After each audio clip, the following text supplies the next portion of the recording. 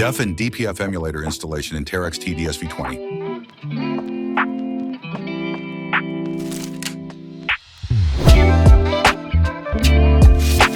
Locate the ACM plug.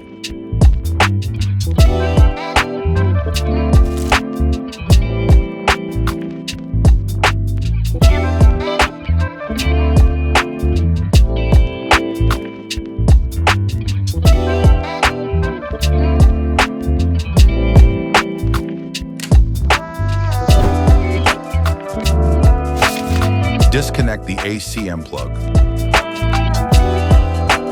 Make sure you identify the plug correctly. It's usually located near behind the DEF tank.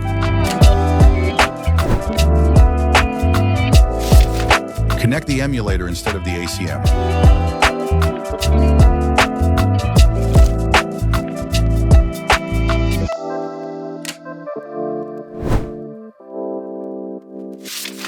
Connect the wire from the emulator to ground on the machine.